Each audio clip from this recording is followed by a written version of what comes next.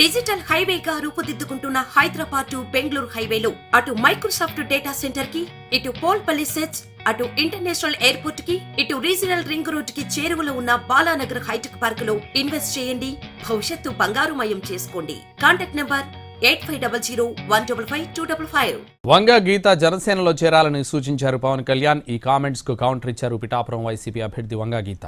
తాను కూడా పవన్ ను వైసీపీలోకి ఆహ్వానిస్తే ఎలా ఉంటుందని ప్రశ్నించారు.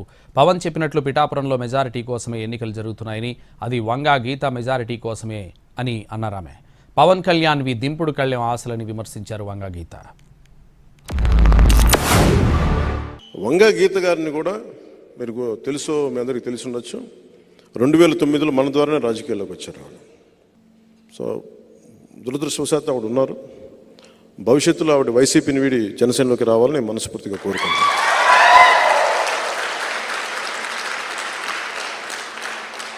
అలాగే కాకినాడ పార్లమెంటు కూడా మనదే. ఇద్దరు రెండు పార్టీల తరఫున అభ్యర్థులు.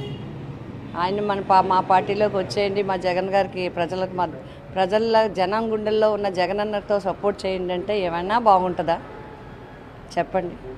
రాజకీయంగా పోటీ చేస్తున్నాం, పోటీ గురించి మాట్లాడాలి, ప్రజల గురించి మాట్లాడాలి.